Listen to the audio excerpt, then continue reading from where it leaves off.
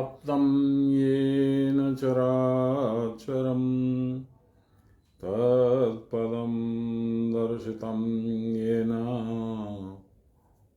तस्मै श्रीगुरवे नमः।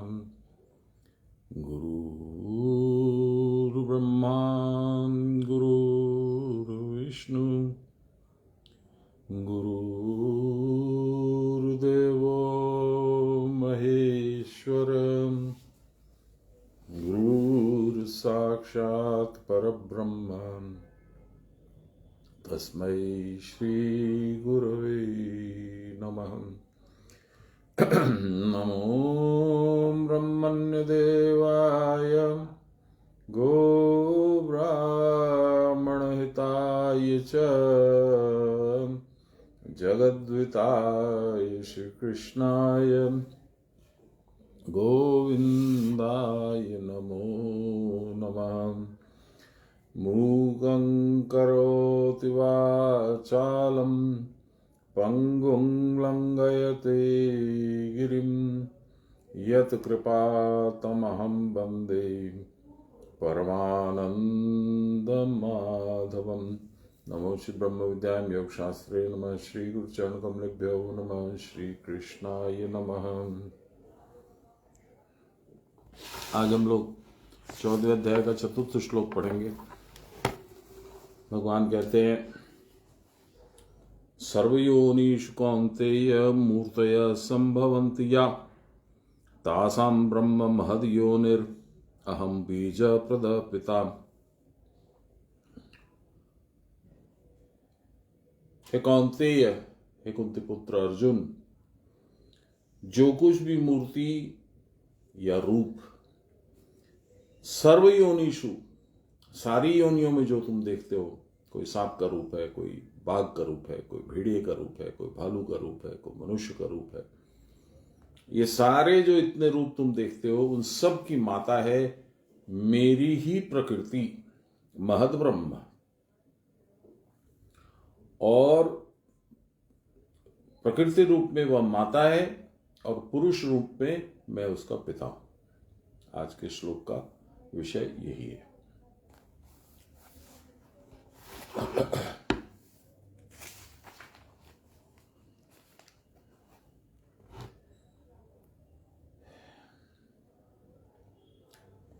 केवल सृष्टि के उपक्रम में, यानी सृष्टि के दौरान मेरे अधिष्ठान से ही प्रकृति पुरुष द्वारा भूत की उत्पत्ति हो, ऐसी बात नहीं है, परंतु इस प्रकार सर्वदा भूत उत्पत्ति होती रहती है।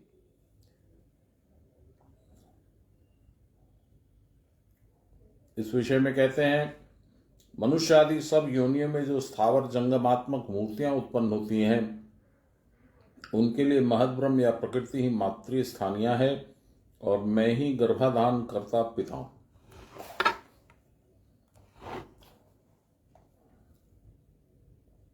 लारी बाबा बोलते हैं, जितनी योनियों में जो मूर्तियां होती हैं वह नन्ही नन्ही पृथक पृथक योनि हैं। उन सब योनियों में भी ब्रह्म है, वह भी ब्रह्म से उत्पत्ति है, परंतु वह विभक्त अविभक्त ब्रह्म महायोनि है। मैं उसका बीज ब्रह्म के अनुस्वरूप में हूं। और प्रकृष्ट रूप से द शब्द का अर्थ है योनि। उसमें ही रख देता हूं,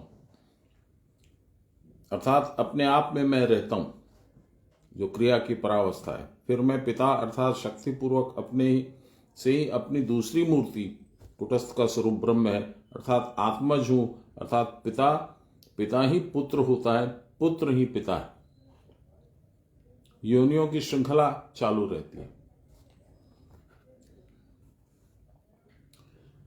देव, पितृ, मनुष्य, पशु, मुनि, मृग आदि योनियों में जो भी मूर्तियां उत्पन्न होती हैं, ब्रह्म उनका योनि अर्थात उत्पत्ति का कारण है और मैं ही बीज प्रद पिता हूं, मैं ही बीज देता हूं। यह महद ब्रह्म क्या है और मैं क्या हूं, जिसके न रहने पर कुछ भी नहीं होता, वह ब्रह्म ही महद योनि अथवा परम कारण है। जितनी योनियों से जितनी भी मूर्तियां प्रकट होती हैं उन सब की योनि भी ब्रह्म है, क्योंकि सब ब्रह्म से ही हुए हैं। ब्रह्म के बिना किसी भी वस्तु की उत्पत्ति नहीं हो सकती। सबके भीतर ब्रह्म महद योनि अर्थात क्रिया की परावस्था है, क्योंकि क्रिया की परावस्था में ही ब्रह्म का एग्जिस्टेंस पता लगता है। क्रिया की परावस्था में समस्त विभक्त योनियां अविभक्त रूप में रहती हैं। नानात्व खत्म है, सब एक हो गए, इसलिए अविभक्त रूप में वो रहती हैं। परंतु वह ब्रह्म तो सदा ही सर्वत्र विद्यमान है, तो फिर उसका प्रकाश सब समय में सर्वत्र क्यों नहीं होता है? क्योंकि वहां अहम ज्ञान का अभाव है। योनि से प्रकाशित होने के लिए अहम ज्ञान रहना आवश्यक है। अहंकार, मैंने शायद परसों बताया था कि जो अधोमुखी त्रिकोण है यहाँ पर, जिसका पॉइंट नीचे की तरफ है, उसमें पहला बिंदु जो है वो काला बिंदु है, वही तमस बिंदु है, वही अहंकार का द्योतक है। इसलिए सृष्टि क्रम है, यहां से सृष्टि स्टार्ट होती है। यहां सृष्टि में प्रथम आएगा अहंकार। मैं का भान नहीं होगा तो सृष्टि नहीं होगी। यही बाबा यहां कह रहे हैं, क्योंकि वहां अहम ज्ञान का अभाव है। भगवान के घर में परावस्था में मैं है ही नहीं। योनि से प्रकाशित होने के लिए अहम ज्ञान का रहना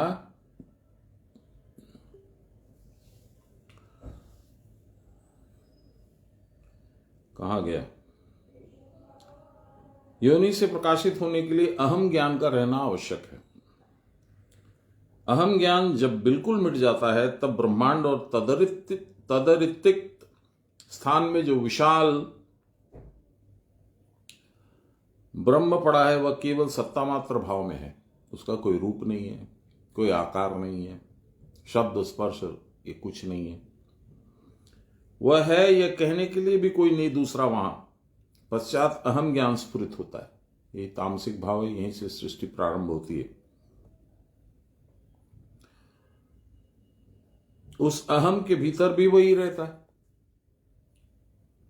उसको भी शिव कहते हैं। तब वह अहम ही कुटस्थ चैतन्य रूप में प्रतिबिंबित होता है। यही अहम ब्रह्माणु रूप में सर्वत्र व्याप्त है। यह ब्रह्माणु या कुटस्थ क्रिया की परावस्था में निहित रहता है, अर्थात अपने भीतर आप रहता है। क्रिया की परावस्था में जो महत अर्थात विश्वमय एकाकार था, वही अब शक्तिपूर्वक क्रिया करने पर पिता से जैसे पुत्र उत्पन्न होता है, उसी प्रकार क्रिया की परावस्था से कुटस्थ स्वरूप ब्रह्म सब देहों में प्रकाशित होता है। कभी पिता पुत्र होता है, कभी पुत्र पिता होता है, अर्थात क्रिया की परावस्था से कुटस्थ ज्योति प्रकाशित होती है, और कभी कुटस्थ ज्योति से क्रिया की परावस्था प्रकाशित होती है। इसको थोड़ा धीरे से पढ़ते हैं, मेरे पल्ले पड़ा नहीं, थोड़ा सा इसको समझते हैं। कभी पिता पुत्र होता है, कभी पुत्र पिता होता है, अर्थात क्रिया की परावस्था से कुटस्थ ज्योति प्रकाशित होती है। कुटस्थ ज्योति पुत्र है, और क्रिया जो है, ये परावस्था जो है, वही पिता है। ठीक है। कुटस्थ और क्रिया की परावस्था एक के ही मूर्त अंतर मात्र हैं। मूर्ति यानी शेप, साइज, कलर, ये चेंज हो जाता है और कुछ नहीं होता। अतः मैं ही बीज हूं, अर्थात ब्रह्माणु रूप में सर्वत्र संप्रविष्ट हूं, और महद ब्रह्म विराट क्रिया की परावस्था है। इसी से त्रिभुवन को आच्छादित करके रखा है, समुद्र से तरंगोच्छ्वास के समान। इसी से यह ब्रह्मांड पुनः पुनः उठता है और पुनः पुनः डूबता है। क्रिया की परावस्था और कुटस्थ है क्या, इसे अच्छी तरह समझ लेने पर पुरुष, प्रकृति, ब्रह्म, माया, सगुण, निर्गुण को लेकर बखेड़े में नहीं पड़ना पड़ता। महाभारत के शांति पर्व में लिखा है, योग के मत से परमात्मा उपाधि युक्त होकर जीव रूप में परिणत होता है। परमात्मा की उपाधि ही है यह स्थूल सूक्ष्म कारणदेह या प्रकृति। प्रकृति के भीतर चैतन्य का खेल जब तक है, तभी तक बद्ध भाव या जीव भाव है। प्रकृति पुरुष एक के ही विभिन्न उपाधि मात्र हैं। जब क्रिया की परावस्था में गुणसंग रहित होता है, क्रिया की परावस्था में प्रकृति होती नहीं है, माया होती नहीं है, कुछ होता नहीं है, तो वहां गुण कहां से होगा? गुण तो प्रकृति का अस्त्र है, तो जहां प्रकृति रहेगी वहीं गुण दिखेगा। तब वह निर्गुण हो जाता है, तब उसकी उपाधि पुरुष है। जब वह बाहरी व्यापार में लिप्त होता है तब वह गुणयुक्त हो जाता है, तब उसकी उपाधि प्रकृति है। अवतार हैं, गुरु महाराज लोग हैं, ये लोग सब वही। प्रकृति के भीतर तमोभाव के प्रबल होने पर वह जड़ दृश्य रूप में परिणत होता है। प्रकृति के भीतर रज सत्व भाव रहने पर मनुष्य भाव प्रकटित होता है, तथा प्रकृति के भीतर सत्व गुण प्रकाशित होने पर वह देव शरीर रूप में प्रकटित होता है। इसको जरा समझिए, अच्छा है। प्रकृति के भीतर रज और सत्व भाव रहने पर मनुष्य भाव, रज मिश्रित सत्व भाव रहने पर मनुष्य भाव होता है। और प्रकृति के भीतर सत्व गुण प्रकाशित होने पर, रजो गुण उतना प्रबल नहीं होता है, सत्व गुण सिर्फ होता है अधिकांश मात्रा में, तब वह देव शरीर प्रकट होता है, तब देवता बनते हैं। लेकिन चाहे मनुष्य हो चाहे देवता, वो प्रकृति के अधीन है। यहां कुटस्थ में उनका दर्शन होता है। कृष्ण रूप भी प्रकृति के अधीन है। वो भगवान जब सगुण रूप धारण करते हैं तो अपनी प्रकृति को अधिष्ठान मानते हैं, प्रकृति के अधीनस्थ अपने आप को करते हैं, तब जाके वो उस भाव में प्रकट होते हैं। तभी उनके रूप, रंग, शेप, साइज, स्थान विशेष, ये सब उत्पन्न होता है। ये आ गया, देखिए यहां पे ही आ गया अगले ही सेंटेंस में। आत्मा के प्रकृतिस्थ होने पर ही उसकी मन उपाधि होती है और उस मन से ही यह सृष्टि कार्य होता है। आज्ञा चक्र पर्यंत गुण का स्थान है। आपको बताया यहां 3 गुण हैं, कौन से भाव में है, त्रिकोण में है, कैसे हैं, ये सब हम लोगों ने चर्चा की है। आज आज्ञा चक्र में मन की सम्यक रूप से स्थिति होने पर जीव प्रकृति मुक्त हो जाता है। तब कोई उपाधि नहीं रहती, सृष्टि भी नहीं रहती। जो साधक आज्ञा चक्र पर्यंत उठते हैं परंतु स्थिति लाभ नहीं कर पाते हैं, वे प्रकृति के अधीन रहते हैं और इस जगत प्रपंच को प्रत्यक्ष भी करते हैं। अतएव जहां गुण का स्थान या आरंभ है, वहां स्थिति लाभ करने पर गुण की अतीतावस्था प्रारंभ हो जाती है। नहीं, गुण की अतीतावस्था प्राप्त हो जाती है। यही योनि अर्थात सृष्टि का कारण है। अतएव यह आज्ञा चक्र ही ब्रह्म योनि या महद ब्रह्म का स्थान है। उसी से भूतों की उत्पत्ति या सृष्टि होती है। आज्ञा चक्र के अधोदेश में उतरने पर इच्छा का उद्भव होता है और उस इच्छा से ही सृष्टि होती है। आप लोगों को याद होगा, कल हम लोगों ने जब पाठ किया था तो वो ऋग्वेद का एक श्लोक जो हम लोग हवन में बचपन से करते आ रहे हैं, ओम हिरण्य गर्भ समव्रतताग्रे भूतस्य जात पतिरेकयासीत् सदाधार पृथ्वीं द्यामुते माम कस्मै देवाय विशाविदेम। ये सृष्टि क्रम को बताता है और हिरण्य गर्भ से स्टार्ट होता है। वहीं से सृष्टि प्रारंभ होती है। सबसे पहले पृथ्वी तत्वों में पृथ्वी का निर्माण होता है, उसके बाद में जल, फिर अग्नि, फिर वायु, इस तरह से। आज्ञा चक्र के अधोदेश में यानी आज्ञा चक्र से नीचे उतरेंगे तो इच्छा का उद्भव होता है और उस इच्छा से सृष्टि होती है। चतुर्थ श्लोक समाप्त हो गया। पंचम भी कर लेते हैं, छोटा ही है। सत्वं रजस्तम इति गुणा प्रकृति संभवा निबंधन्ति महाबाहो देहे देहिनम अव्ययम। हे महाबाहो, अर्जुन को संबोधन कर रहे हैं। सत्व रज तम, ये गुण प्रकृति संभूत गुणत्रय अविनाशी आत्मा को देह में आबद्ध करते हैं, बांधते हैं। किसको? जो बंध नहीं सकता उसको ऐसा प्रतीत होता है कि बांधते हैं।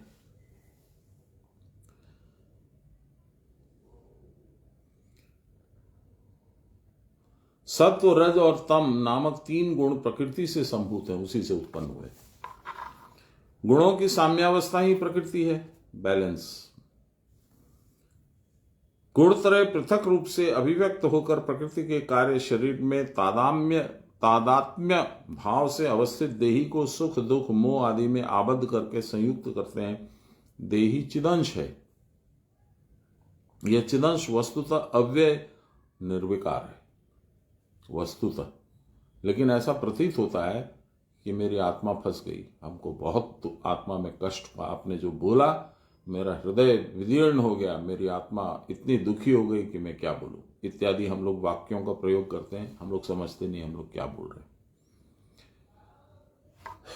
लाहिरी बाबा बोलते हैं सत्व रज तम इड़ा पिंगला सुषुम्ना रूपी यंत्र में आरूढ़ होकर जो पंच तत्व मन बुद्धि अहंकार के साथ आत्मा ब्रह्म के अतिरिक्त अन्य दिशा में आसक्ति पूर्वक दृष्टि करके इस देह में देही आत्मा अविनाशी कुटस्थ ब्रह्म आबद्ध है। दृष्टि तो आत्मा की जाती नहीं है, क्योंकि आत्मा है इसलिए उससे शक्ति का संचार होकर के आपकी इंद्रियां बाहर जाती, लेकिन ऐसा लगता है कि आत्मा ही उधर है। देखिए क्या बोलते हैं, उस बंधन से मुक्त होते ही शुद्ध बुद्ध मुक्त स्वरूप क्रिया के परे की स्थिति रूप ढाक की लकड़ी धड़ाम से गिर जाएगी। अस्तु देही तो जन्म जरा मरण आदि से रहित है। देही कौन? कुटस्थ। फिर सत्वरज और तमोगुण तथा उससे उत्पन्न सुख दुख मोहादि उसको किस प्रकार बांध सकते हैं, बद्ध कर सकते हैं? प्रलय काल में सत्व रज और तमोगुण की साम्यावस्था प्राप्त होती है।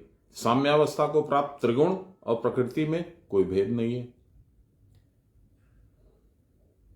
प्रकृति में वैषम्य आरंभ होते ही त्रिगुण प्रकाशित हो जाते हैं, तब जीव और जगत की सारी सृष्टि प्रारंभ हो जाती है।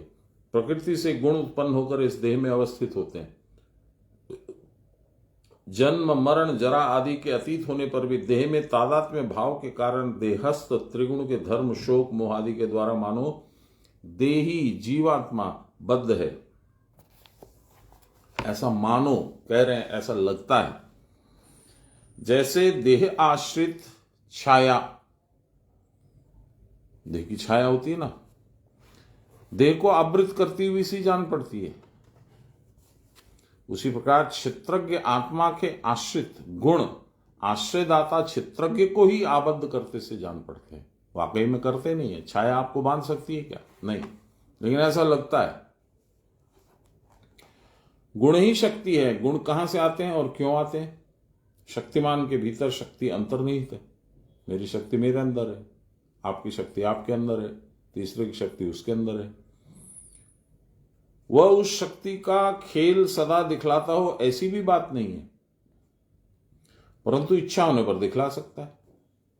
इसी प्रकार गुणों के भीतर गुणों के भीतर गुण सर्वदा अंतर्निविष्ट रहता है। जब इसका प्रकाश होता है तभी शक्तिमान की शक्ति को हम समझ पाते हैं। यह प्रकाश स्वाभाविक होने के कारण इसके लिए कोई संकल्प नहीं करना पड़ता। जब यह शक्ति उसमें सुषुप्तावस्था में रहती है, दीर्घ काल तक जागृत नहीं होती, तो वही अवस्था निर्गुण निस्पंदित भाव है। सोए हुए हैं भगवान प्रलय काल में, प्रकृति भी सोई हुई है, इसलिए किसी तरह का गुणोच्छ्वास नहीं है।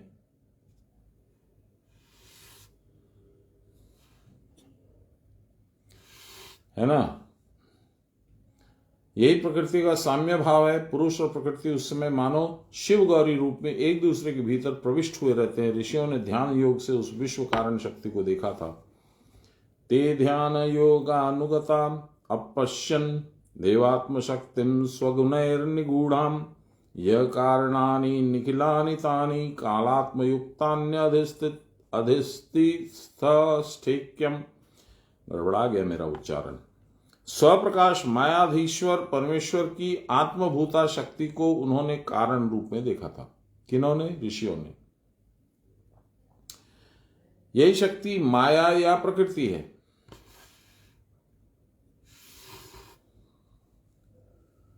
भगवान ने भी गीता में कहा है कि यह प्रकृति मेरी अध्यक्षता में, यानी मेरे कारण, मेरे होने से समस्त चराचर जगत की सृष्टि करती है। यह शक्ति सत्व रजस तमो नामक गुणों और स्वीय कार्य पृथ्वी जलादि के द्वारा आच्छादित है। कारण स्वीय कार्य तथा द्वारा आवृत रहता है, अर्थात कारण का आकार कार्य के आकार में छिपा रहता है, इसीलिए कारण वस्तु को हम नहीं पकड़ पाते, प्रकृति को नहीं पकड़ पाते, बाकी उसके प्रभाव को हम लोग देखते हैं। यह विश्व जननी जिसकी शक्ति है वह देवता कालात्म युक्त है, अर्थात समस्त कारणों का अधिष्ठाता है। जो इन सब कारणों को नियमानुसार परिचालित करता है उसी भगवान की स्वीय शक्ति को उन्होंने देखा था। किन्होंने? ऋषियों ने। जैसे अग्नि में ज्वलन स्वाभाविक है, उसके प्रकाश के लिए किसी को आयास की आवश्यकता नहीं होती, उसी प्रकार ब्रह्म में शक्ति का हिल्लोल अत्यंत स्वाभाविक है। यह बिना प्रयत्न या संकल्प के ही स्फुरित होता है। जब स्फुरन आरंभ होता है तब मान लेना पड़ता है कि वह उनका संकल्प है, भगवान की इच्छा। यह शक्ति गतिशीला है, स्पंदन धर्मी है, परंतु कोई गति किसी स्थितिशील सत्ता में युक्त हुए बिना गतिशील नहीं हो सकती। यह गति चिरंतन नहीं है, अतएव इसको मिथ्या या माया कहते हैं। परंतु स्थितिशीलता इसके भीतर सदा वर्तमान रहती है। जल में पड़ने वाली चंद्रिका का चांचल्य तो दिखता है, परंतु चंद्रिका में चांचल्य कहां होता है? इसी प्रकार ब्रह्म के भीतर जो स्वाभाविक ज्ञान कौमुदी विच्छरित है वह सब प्रकार के चांचल्य विक्षेप आदि धर्मों से रहित है। यहां में एक स्मरण हो आया, ये प्रसंग तिवारी बाबा के साथ मेरी मुलाकात का है। ये प्रकृति और उसके गुण, भगवान और उनकी शक्ति, यही चर्चा पे बाबा कुछ बोल रहे थे। उस वक्त न मैं गुरुमुख हुआ था, न मुझे गुरुमुख होने की कोई चाह थी। ये मुझे एक विचित्र सा आडंबर लगता था। तो मेरा ससुराल उन दिनों कुछ दिनों के लिए भागलपुर में था, तो मैं अपनी पत्नी को लिवा लाने के लिए, वापस ले आने के लिए गया था। मेरे ससुर जी ने कहा नहीं, तुम आ गए हो तो बाबा से तो मिलना ही होगा। तो अनिच्छा से गया मैं, मुझे कोई शौक भी नहीं था, कोई मन में कोई इस तरह की प्रेरणा भी नहीं थी। तो बाबा ने अपना रूप बड़ा संवरण करके रखा था। वो दिखने में भी बहुत ज्यादा तगड़े नहीं थे, ऊंचे नहीं थे, और स्नान करके पतले से छोटी सी धोती, एक कमीज, उसकी बटन लगाते हुए आए। तो मैंने देखा मेरे सास ससुर, उनके गुरु भाई लोग, सब लोग एकदम साष्टांग दंडवत किए। मैंने भी झुक के उनको घुटना प्रणाम किया। फिर सबने कहा बैठो। तो वहां दो चार चटाई थी, एक आध दरी थी, इस तरह के कुछ कुछ थे। वो बहुत प्रयोग से थोड़ी थोड़ी मैली हो चुकी थी, और मैं नए कपड़े सिलवा के गया था ससुराल। तो मैली जगह पे कैसे बैठूंगा, ऐसा विचार हो रहा था। तो मन में दुविधा थी। जगत के मालिक ताड़ गए, ए मनोरमा, हरि का जमाई है, नीचे कहाँ बैठाओगी, कुर्सी दो उसको। तो बाबा जिस तरह की कुर्सी पे बैठे थे वैसी एक कुर्सी आई मेरे लिए, मनोरमा दी लेके आई, और मैं यार शान से उस पर बैठा। बाकी सब लोग नीचे बैठे, मेरे बड़े लोग, सब लोग। ये उतना क्या कहिएगा, सभ्यता उतनी नहीं थी, अहंकार बहुत था। अभी भी खत्म हो गया ऐसा तो मैं नहीं क्लेम कर सकता हूं, लेकिन उस समय से तो बहुत परिवर्तन आया। तो अब कोई कुछ पूछ रहा था।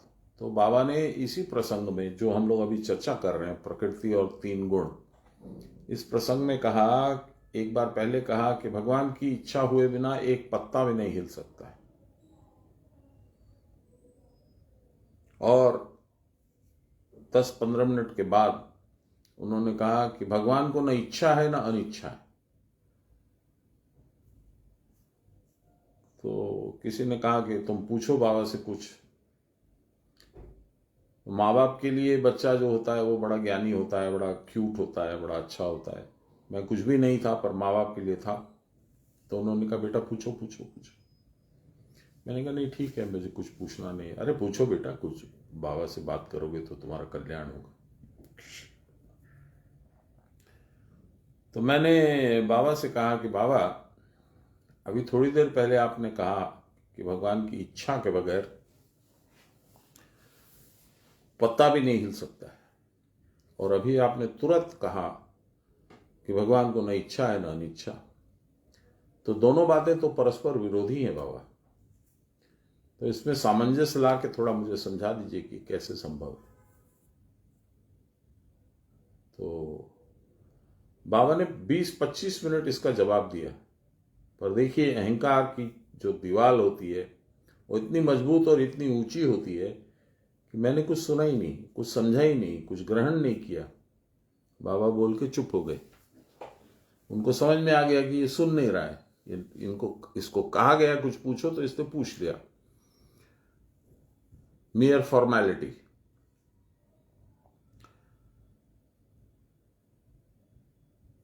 चौदहवें अध्याय में प्रकृति का खेल और निर्गुण का खेल। प्रकृति तो गुणमयी है, 3 गुण होते हैं उसके, लेकिन प्रकृति भी उन्हीं का अंश है। तो यदि प्रकृति भी कुछ काम करती है तो उन्हीं की इच्छा से करती है, स्वयं वे नहीं करते।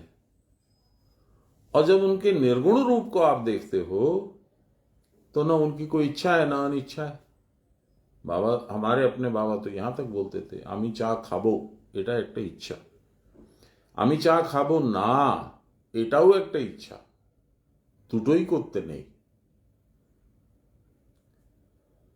तो ये बड़ी फाइन एक डिस्टिंक्शन, एक डिवाइडिंग लाइन है, बहुत सूक्ष्म डिवाइडिंग लाइन है कि कहां भगवान की इच्छा है, कहां भगवान की इच्छा नहीं है। 99.9999.9999 टाइम्स भगवान की इच्छा नहीं है, भगवान को कोई इच्छा नहीं होती। लेकिन यदि भगवान को इच्छा नहीं हो तो सृष्टि कैसे हुई, क्यों बनाया उन्होंने,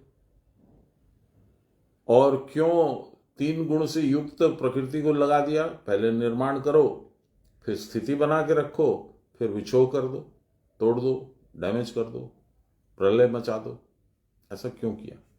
बहुत से लोग ये प्रश्न भी मुझसे करते हैं कि भगवान को जरूरत क्या थी। इसका जवाब भी गीता में मिलता है कि हर महीने 2 महीने में आप जाते हैं, हेयर कटिंग कराते हैं, रोज सुबह दाढ़ी बनाते हैं, हर 10-15 दिन 20 दिन के बाद में आप नाखून काटते हैं। आपको मालूम है कि आज जो आप काट रहे हैं वो फिर बढ़ेगा, चाहे वो केश हो, चाहे वो दाढ़ी हो, चाहे वो नाखून हो। क्यों? क्योंकि आपके शरीर की बनावट ही ऐसी है, आपकी प्रकृति की यही इच्छा है, यही स्वभाव है। इसी तरह से भगवान की प्रकृति त्रिगुणमयी है, सतोगुण, रजोगुण, तमोगुण, तीनों उसमें अंतर्हित है, और उसी का खेल चलते रहता है। कल मेरा एक स्कूल का फ्रेंड था, बैंगलोर से उसका फोन आया था। तो वो मैथ्स का बहुत बड़ा टीचर है बैंगलोर में। रिटायरमेंट के बाद में उसने ये काम चालू किया, ऑनलाइन क्लासेस लेता है, कभी कभी ऑफलाइन जाके फिजिकली भी लेता है। तो मैंने उससे कहा कि यार, मैथ्स में मैं थोड़ा कमजोर था, तो मुझे ये बता कि 3 गुण, अब इसमें मात्रा रोज बदली होगी। मान लो 100% सतोगुण है और 0% रजोगुण, 0% तमोगुण है। ये एक पॉसिबिलिटी है। दूसरी पॉसिबिलिटी है कि इनमें 1% हो, इनमें 98% हो। इसी तरह से यदि कॉम्बिनेशन मिलाएंगे तो कितना होगा? तो बोला इनफाइनाइट, अगणित, लिमिटलेस, असंख्य। यही तो भगवान की सृष्टि है। आप ध्यान करेंगे, गीता में भगवान ने कहा है भूमिरापो अनलो वायु खं मनो बुद्धिरेव च अहंकार इति यम में भिन्ना प्रकृतिरष्टधा। मैंने इन 8 चीजों से समस्त सृष्टि का निर्माण किया। कौन सी? भूमि, रापो, अनलो, वायु, खंग, मन, बुद्धि, अहंकार, 8। भगवान ने ये नहीं कहा है कि किस चीज में कितनी मात्रा किसकी है। अब थोड़ा सा ज्योतिष शास्त्र पे आते हैं। जैसे चंद्र है, चंद्र जलीय पदार्थ को प्रभावित करता है। आप देखते हैं ज्वार भाटा आता है पृथ्वी पर, जब चंद्रमा आता है तो वो पानी को एक तरफ टानता है, जब चला जाता है तो पानी दूसरी तरफ चला जाता है। ज्वार भाटा हम लोग बोलते हैं, जिसको इंग्लिश में टाइड बोलते हैं। टाइड इन द सीज और इन द ओशंस और इन द रिवर्स। ये क्यों होता है? क्योंकि वो जल को अपनी गुरुत्वाकर्षण से प्रभावित करता है। सूर्य जो है वो अग्नि या तेज का देवता है, इसलिए जिसके लगन में सूर्य होगा वो बहुत प्रभावशाली होगा, उसका तेज चमकेगा, उसका नाम होगा। शनि जो है, मेरे लगन में जैसे शनि है, तो शनि अपने रूप के अनुरूप जातक को रूप देता है। वो काला बनाता है, चेहरे पे कभी कभी दाग हो जाते हैं, ये शनि का गुण है। बृहस्पति होगा तो वह पीला रंग पसंद करेगा। शनि जो है वह ग्रे, ब्लू एंड ब्लैक, ये 3 रंग पसंद करेगा। जो मंगल है वो खाली लाल रंग पसंद करेगा। मेरी पत्नी खाली लाल रंग पहनना चाहती है, मैं खाली ब्लू, ग्रे एंड ब्लैक पहनना चाहता हूं। जिसके बृहस्पति है वो पीला पहनना पसंद करेगा, बृहस्पति का वही प्रिय रंग है। जिसके बुध है वो हरा रंग पसंद करेगा। तो ये कैसे कंट्रोल हो रहा है? ये मात्राएं अलग अलग ग्रह स्थिति के हिसाब से, भगवान की इच्छा से, प्रकृति के नियम के अनुसार ये निर्माण हो रहा है। इस पे किसी का कोई अंकुश नहीं है। आप चाहेंगे भी तो कुछ नहीं कर सकते, जो स्वभाव है वो है। तो जो अब इसका प्रभाव क्या है आपके ऊपर? जो मंगल है वो एग्रेसिव प्लैनेट है, देवताओं का एक मुख्य सेनापति है, तो वो मार काट, एग्रेशन, झगड़ा झंझट इसमें बिलीव करता है। जो बृहस्पति है वो पूजा पाठ इसमें विश्वास करेगा, क्योंकि बृहस्पति जो है वो देवताओं का देवगुरु है। और जो शुक्र है वह चूंकि राक्षसों का गुरु है, इसलिए खर्च करने की इच्छा, शौकीनी, सेंट, ब्रांडेड कपड़े, ये सब पहनने का जातक चेष्टा करेगा। तो ये जो ज्योतिष शास्त्र बना है और साथ साथ में वास्तु शास्त्र बना है, ये बिल्कुल तर्कसंगत है 100%।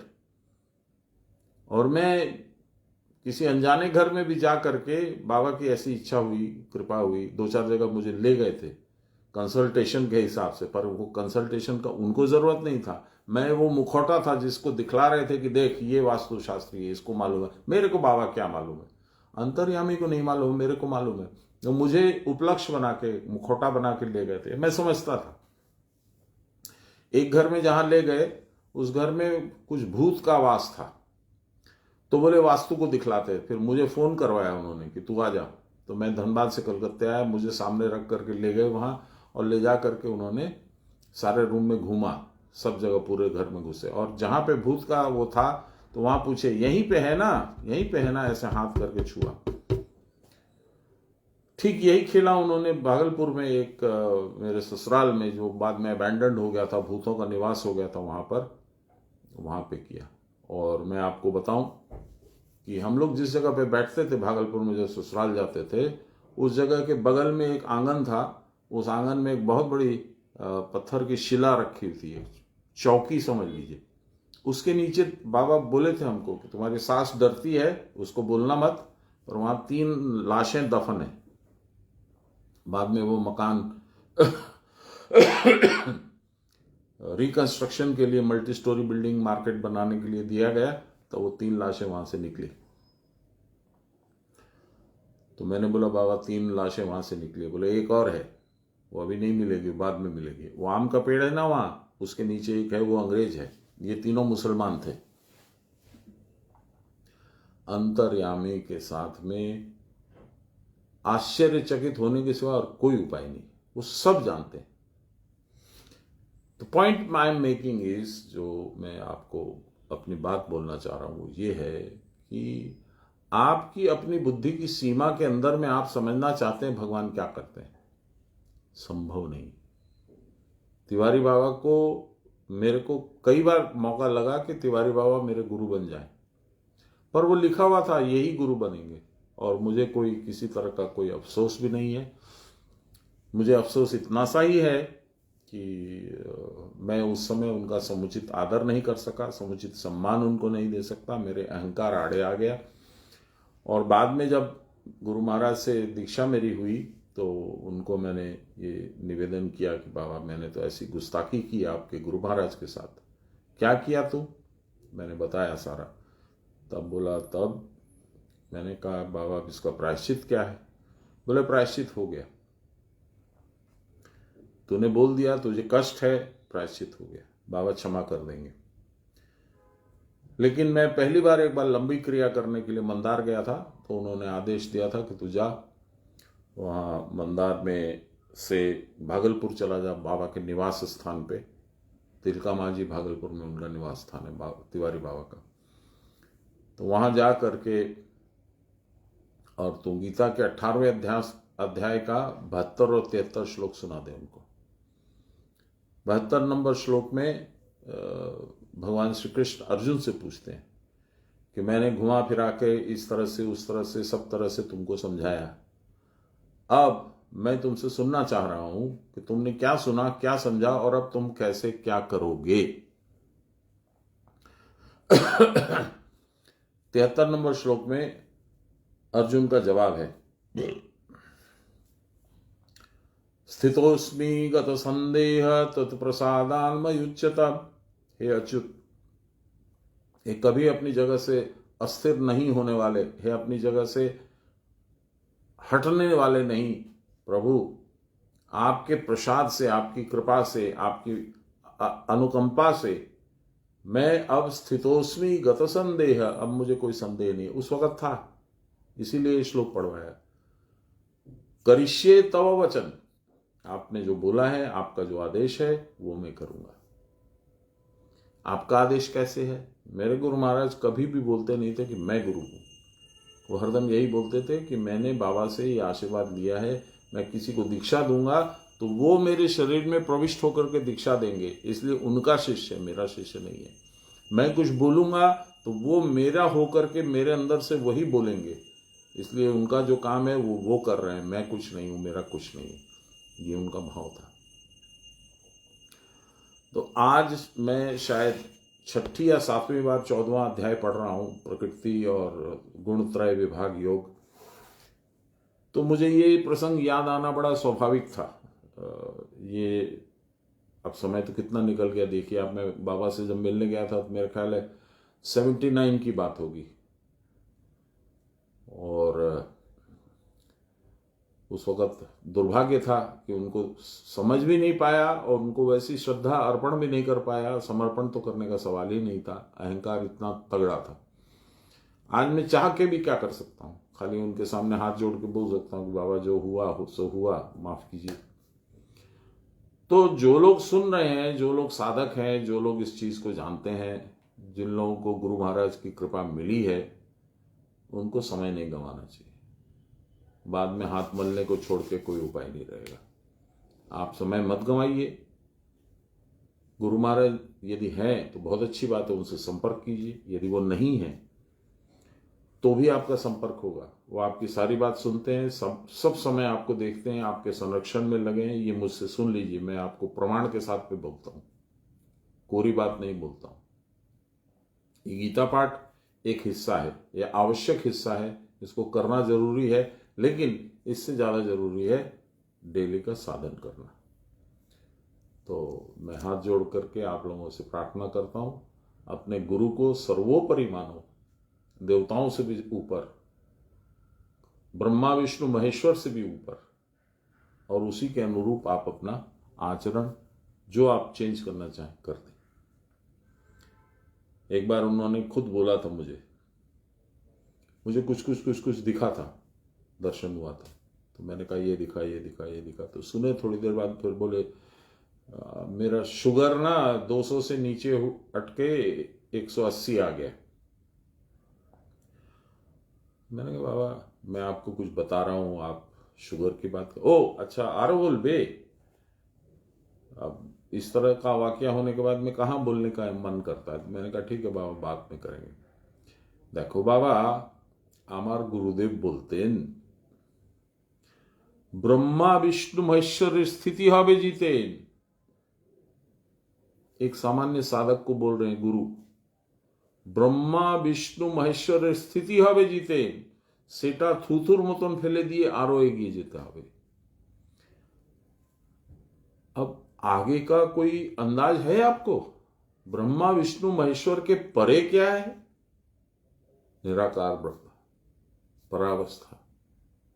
इसीलिए विष्णु जी भी, ब्रह्मा जी भी और शिव जी भी साधन करते हुए दिखेंगे आपको जब दिखेंगे। फिर बोला उन्होंने, কিছু না দেখার থেকে কিছু দেখার থেকে না দেখা ভালো, कुछ देखने से न देखना ज्यादा बढ़िया। তার থেকেও ভালো কিছু শোনা, सुनना और अच्छा है। और কিছু না हुआ सबसे ভালো। इसको फिर बहुत बाद में, अभी 2-3 साल पहले मंदार में कुछ ऐसा अनुभव हुआ, जैसे लाहिरी महाशय की इच्छा है कि अब तुम देखना सुनना बंद कर दो, तो उन्होंने बंद करवा दिया। मुझे बड़ा कष्ट हो रहा था, यार इतना सुंदर दर्शन होता था, ये होता था, वो होता था, अभी कुछ नहीं हो रहा है। तो मैं झगड़ा किया उनसे जाके। फिर लौट के आया तो गीता पाठ हो रहा था। उस गीता पाठ में वो सारा जवाब आ गया, जो बाबा की बात थी वो सब आ गई। चैप्टर 2 श्लोक 59। तो ये कहना कि गुरु नहीं है, वो चले गए हैं, अब मेरा क्या संपर्क है, ये मूर्खता है। आप यदि जागरूक हैं तो आपकी तरफ भी जागरूक है। बाबा बोलते थे, जे আমাকে চেয়ে থাকে আমিও তাকে চেয়ে থাকি। तो इस अनुरूप आप अपना जीवन शैली, अपना सोच बदल लीजिए। समय नहीं है, किसी के पास भी नहीं है। चलिए, चौथा और पांचवा शायद हो गया ना। प्राण ही चंचल होकर इतना गोलमाल पैदा करता है, इसलिए बहुत यत्नपूर्वक प्राण के चांचल्य को रोकना होगा, अवरुद्ध करना होगा। क्रिया करके क्रिया की परास्थिति प्राप्त होते ही सर्वबंधन विमुक्त आत्मा अपनी महिमा में आप विराजमान होगा।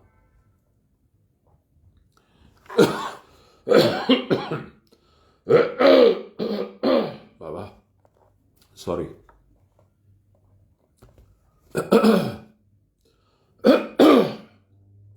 यह गति चिरंतन नहीं है जो ब्रह्म की गति है। फिर से इसको, इस पैरा को पूरा पढ़ते हैं।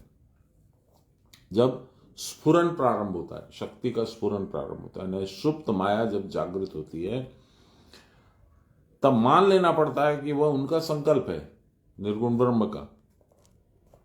ये शक्ति गतिशीला स्पंदन धर्मी है, परंतु कोई गति किसी स्थितिशील सत्ता में युक्त हुए बिना गतिशील नहीं हो सकती। यह गति चिरंतन नहीं आते हुए इसको मिथ्या या माया कहते हैं, परंतु स्थितिशीलता इसके भीतर सदा वर्तमान रहती है। जल में पड़ने वाली चंद्रिका का चांचल्य तो दिख पड़ता है, परंतु चंद्रिका में तो चांचल्य ही नहीं होता है।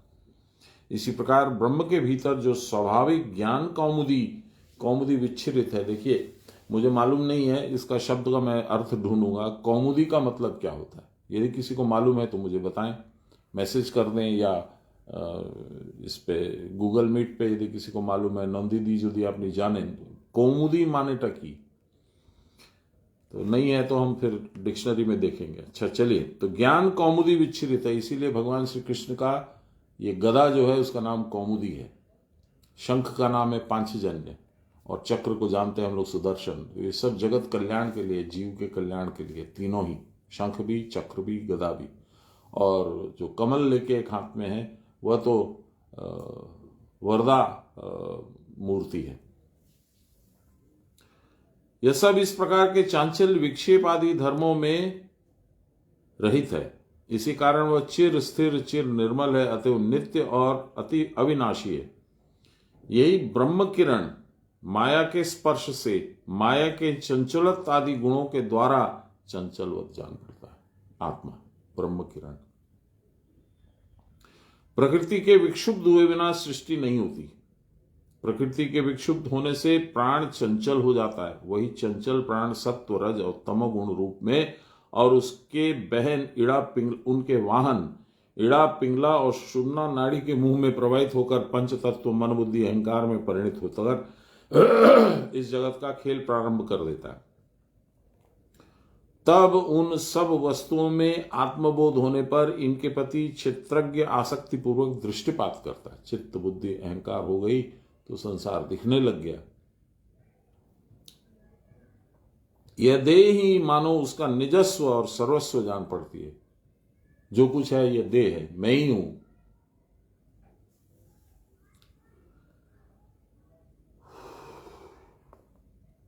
प्राण ही चंचल होकर इतना गोलमाल पैदा करता है, इसलिए बहुत यत्न पूर्वक प्राण के चांचल्य को अवरुद्ध करना होगा। क्रिया करके क्रिया की परास्थिति प्राप्त होते ही सर्वबंधन विमुक्त आत्मा अपनी महिमा में आप विराजमान हो जाता है। यानी स्थिरत्व लक्ष्य है। साधक का लक्ष्य क्या है? स्थिरत्व। बाकी जो कुछ है वो तो अपने आप स्थिरत्व के प्राप्त होते ही अपने आप हो जाएगा, अपने आप घटित हो जाएगा। ऐसी ही संरचना है सृष्टि की। तो अभी 10 मिनट है, उसमें हम लोग तृतीय अध्याय का जो सारांश है उसको थोड़ा पढ़ लेते हैं।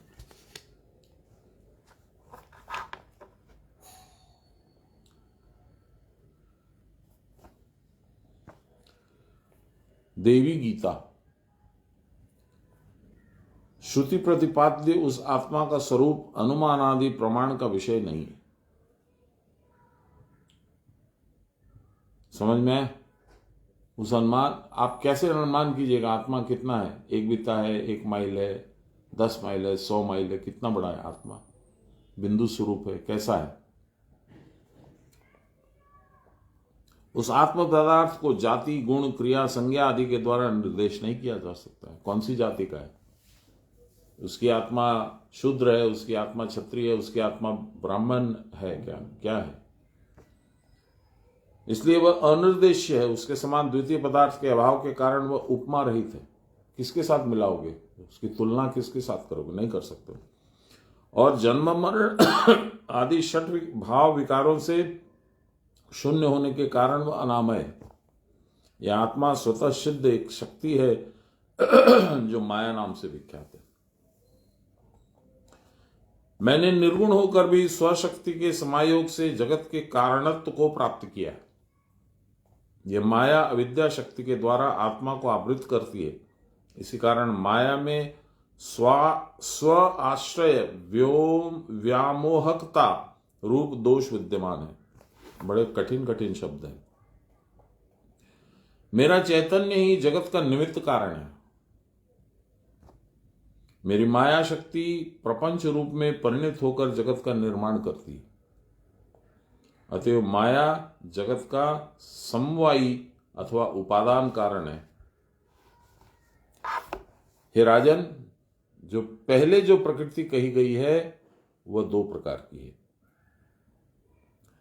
सत्व प्रधाना प्रकृति को माया और रजस्तमो मिश्रित प्रकृति को अविद्या कहते हैं। यह माया स्व आश्रय आत्मा को आवृत करती है। आत्मा का कोई और आश्रय नहीं है, वो अपना ही अपना आश्रय है, लेकिन उसको भी ढक देती है ये माया। इस माया में प्रतिबिंबित चैतन्य का नाम ईश्वर है। ईश्वर, नॉट परमेश्वर। ईश्वर माने सगुण। उनका आत्मज्ञान कभी आवृत नहीं होता। वो सर्वश्रेष्ठ, सर्वज्ञ, सर्वकर्ता और सबके प्रति अनुग्रह करने में समर्थ हैं। हे नागाधिप, अविद्या प्रतिबिंबित चैतन्य को जीव कहते हैं। यह सब दुखों का आश्रय है। जीव को कहते हैं सब दुखों का आश्रय। देखिए जरा, और फैक्ट है। शंकराचार्य जी ने कहा था मुझसे, जानते हो मोक्ष लेना क्यों आवश्यक है? मैंने कहा नहीं प्रभु। बोले तो जब तुम जन्मते हो तो असह्य पीड़ा होती है, माता को भी और बच्चे को भी। और जब मरते हो तो उसी तरह से असह्य पीड़ा होती है तुमको खुद को। मानसिक पीड़ा होती है तुम्हारे इर्द गिर्द जो तुम्हारा भाई, परिवार, पत्नी, बच्चे हैं उनको। और इस जन्म और मरण की असह्य पीड़ा के बीच में हजारों तुमको क्लेश, ताप भोगने पड़ते हैं, जैसे कि आर्थिक, कायिक, मानसिक, सब तरह के। तो ये जो दुखों की बाढ़ है वो इसलिए आई कि तुम जन्मे। यदि नहीं जन्मते तो नहीं आता, इसलिए मोक्ष आवश्यक है। कितना सुंदर लॉजिकल बात है। इसमें जो एक अंतर्निहित बात है वो ये है कि उन्होंने ऐसा प्रदर्शित किया कि मेरे हाथ में है, मैं चाहूंगा तो मोक्ष हो जाएगा, मैं चाहूंगा तो मैं बार बार जन्मूंगा। ये सच होते हुए भी सच नहीं है। सच इसलिए नहीं है कि असंभव सा प्रतीत होता है, ये कैसे होगा, ऐसा हम लोगों की सोच हो सकती है। पर सच है इसलिए कि गुरु बोलते हैं कि हाँ मोक्ष प्राप्त कर सकते हो, तुमको उतनी चेष्टा करनी पड़ेगी। और चंडी में भी देवी ने कहा है कि यो माम जयति संग्रामे यो मे दर्पम व्यपोहति यो मे प्रतिबलो लोके समय भरता भविष्यति। वो मेरा अधिपति हो जाएगा। उतनी तुम मेरे बराबर ताकत लगाओगे कि माया को परास्त कर दोगे तो मेरे स्वामी हो जाओगे। उनका स्वामी कौन है? एक ही है, परब्रह्म परमेश्वर। तुम भी वही हो जाओगे।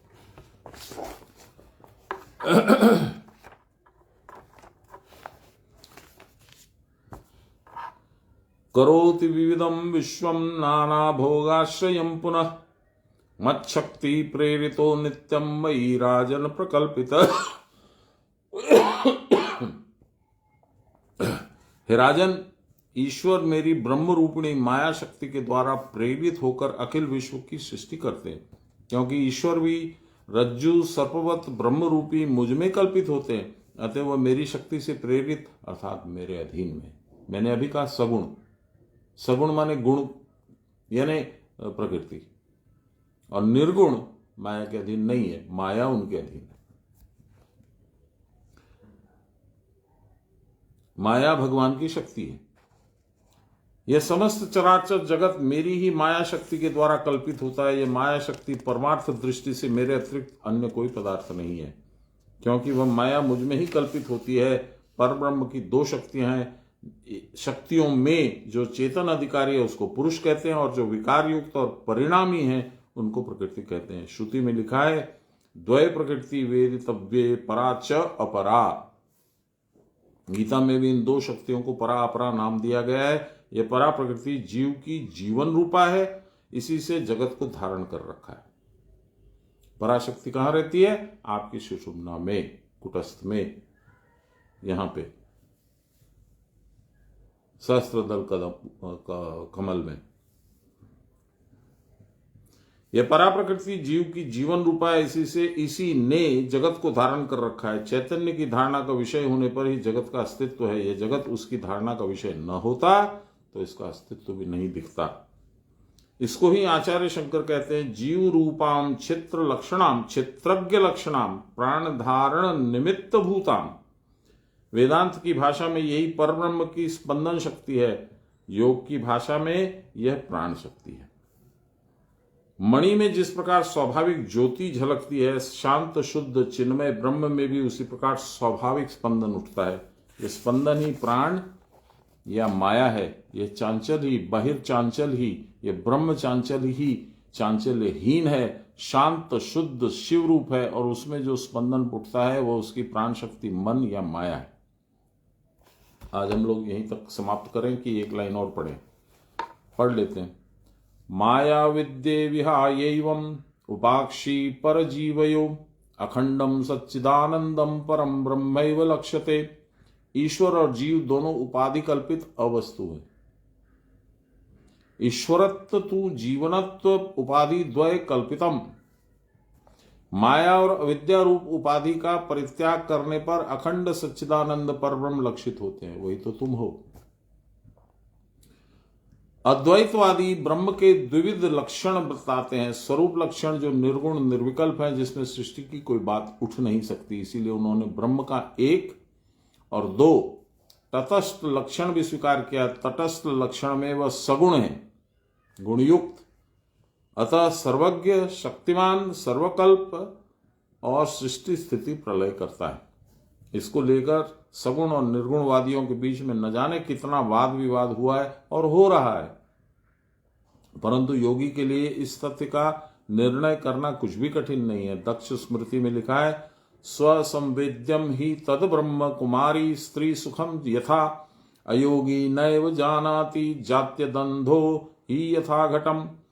जन्मांध को जिस प्रकार घटादि पदार्थों का चक्षुष ज्ञान नहीं है, दृष्टि ज्ञान नहीं है, कुमारी जैसे स्त्री सुख को नहीं समझ सकती है, अयोगी भी उसी प्रकार स्वयं वैद्य ब्रह्म के सिवा ब्रह्म के विषय को कुछ नहीं जान सकता। अनक्वालिफाइड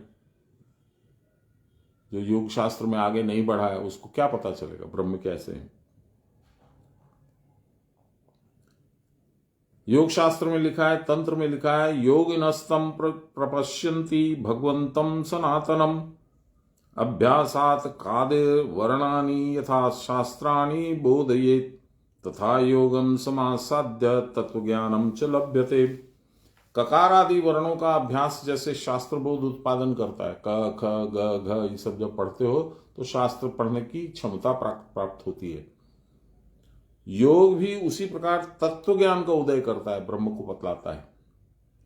तत्व ज्ञान योग सापेक्ष है, योग से ही प्रकट होगा, अर्थात योगाभ्यास से ही तत्व ज्ञान उत्पन्न होगा। श्रुति में लिखा है, आत्मा वा अरे द्रष्टव्य श्रोतव्यो मंतव्यो निधिध्यासितव्य। और यह भी कहा है, शांत दांत उपरत तितिक्ष और समाहित होकर अपने भीतर आत्मा की उपलब्धि करो।